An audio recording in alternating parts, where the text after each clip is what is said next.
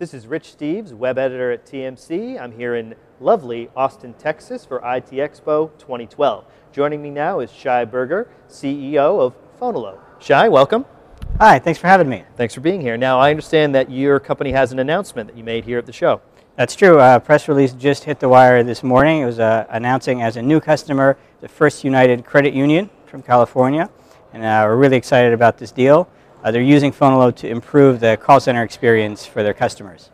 And before Fonolo, their customers had the typical experience that we're all familiar with call centers. They would dial a 1-800 number, there's a phone menu, press 1 for this, press 2 for that, wait on hold, get an agent. Now what's going to happen is from the website of the credit union, there's a visual interface where they can choose the kind of agent they need, the kind of interaction they need. They click the button, they get a call back when the next agent is ready. So no waiting on hold, no phone menus. And I think they're going to be really happy with it. I think I, as a caller, would be happy with that as well. The other thing I think that is pretty exciting about your presence here at the show is that you just took part in a panel that I think has one of the best titles of any panel that we've had here in a while. It's called Don't Waste Your Time with Social. Tell us a little bit about that panel. Yeah, that's quite a provocative title, and I didn't pick it. I wouldn't have picked something quite so controversial. And it was full, which is great for an early morning panel. So I think the title did draw a bunch of people in. I guess the premise is that there's so much emphasis and attention paid to social. It begs the question, is it really paying off for people? And from my perspective, where we're dealing with companies that have large call centers, it is interesting because there are two different interactions that matter here. When you think about how social media and the call center intersect, one way to think about it is as an alternative to phone calls. People will send a tweet to the company and say, hey, where's my package? It was supposed to be here. Or my printer isn't working. Or can you, do you have a sale? So that's instead of picking up the phone, they're tweeting. But that's really a small percentage of people when you talk about the overall population. A study from Pew just came out where they said only 13% of Americans have ever used Twitter at all. Wow. So inside our sort of tech elite bubble, Twitter seems like the biggest thing in the world. But when you put it in perspective, that kind of direct interaction is really not taking a lot of traffic away from phone calls yet.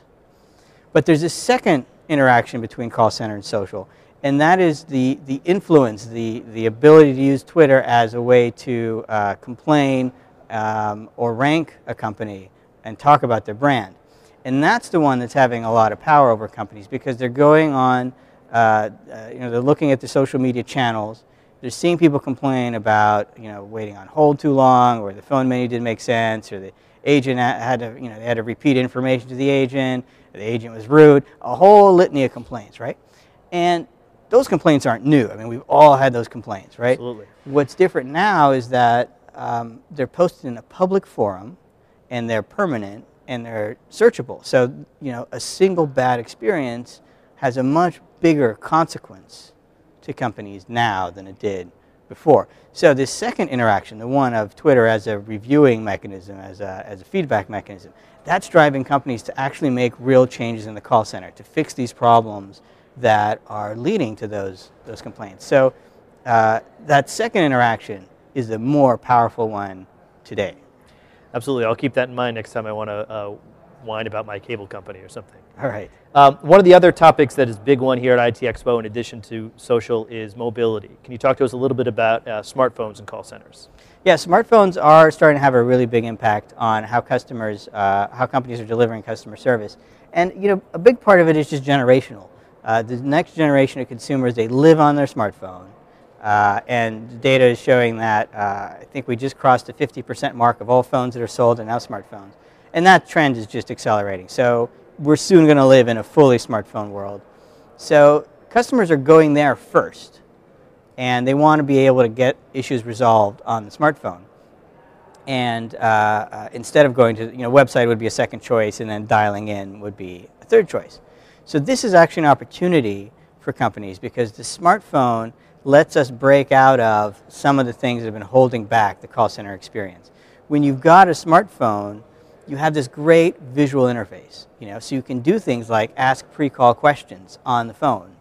You can do things like hold someone's place in line and give them a call back when the agent's ready. You've got this rich interaction that can happen parallel to the call.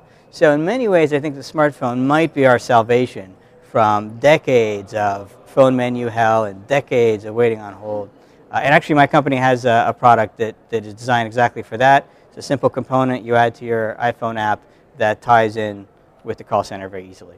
Anything that can make my customer experience better is fine with me. Yeah, for sure. And one other topic that we cover a lot on TMC is SIP and SIP trunking. How does that relate to the call center? The SIP is gradually seeping in to more and more call centers.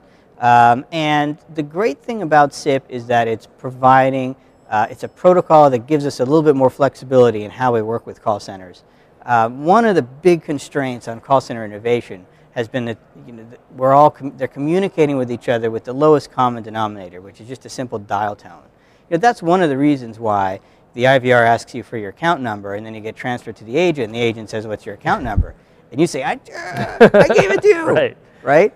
And the reason that happens is that your call got bounced to an outsourced call center or a third party, and that transfer had no way to attach that call data, right? So SIP is solving that problem.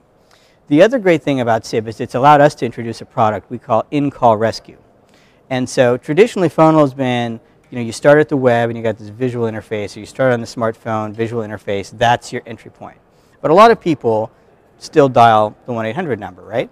So in-call rescue helps those people. They've already dialed in, and and Fonolo is able to say, okay, there's a long hold time, press 1, you can hang up, you'll get a call back.